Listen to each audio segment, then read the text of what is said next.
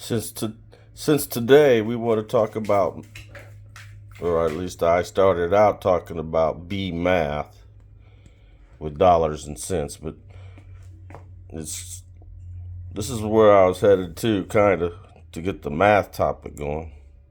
I guess silly, but 77 times 22 is 1694. I could have miscounted this or this by one or two, but I've done this before, and these numbers are close. But this is some B math.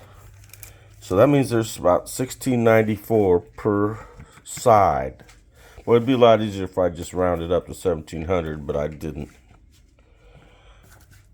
Each frame has one of these in it. Two sides, 3,388. There's 10 frames, so 33,880. I started thinking, well, 2,000 eggs a day times 2. Well, that's a bigger number than this. So that maybe isn't what really is going on. That is just a random estimate. For this to work, and where's this 21 number come from? It's 21 days for an egg to hatch, turn into a larvae, get fed, then pupate into a honeybee. It takes 3 weeks, 21 days. So that's why that 21 number is important. This one. So I'm taking the 33,000 and divided by 21 because this works for me, okay? It works for a guy in Canada. It works for other people too, all over the world.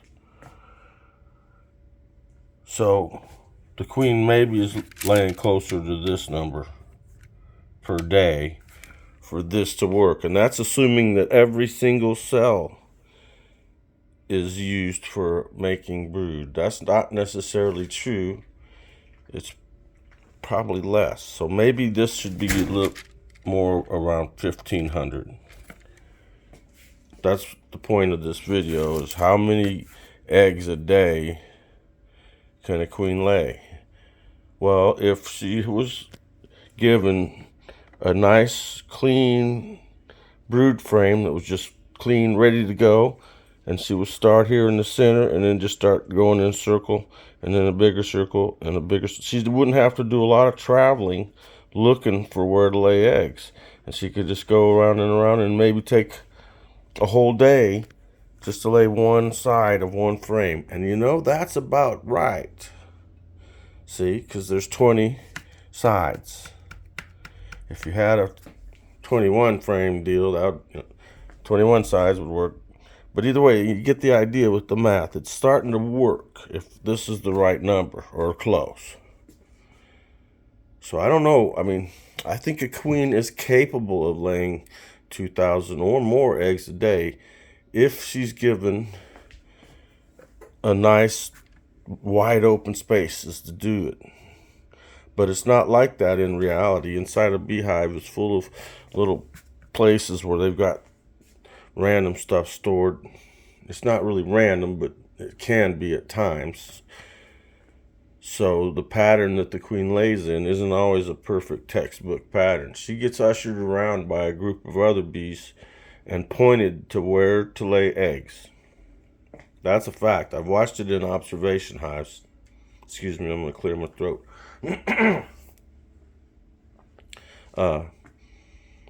The queen's retinue and the entire bee colony is aware that the queen needs to keep laying eggs. They're cleaning cells, and then they'll steer her to where they just freshly cleaned cells are. So that's why she can't do 2,000 a day sometimes, and maybe more often than not. But once they get a good clean pattern going, and then they can return to right where the eggs are, where the let's say the pupating bees are emerging. The bees could quickly clean those cells, and then she could just lay the same pattern over again on the same frame as the bees emerge, kind of. And ideally, that's what happens, is, you know, They're almost like hot bunking it, so to speak. You're using your space that efficiently. And this is good if you're a beekeeper, because you don't want to look to a hive that's 30 frames or 20.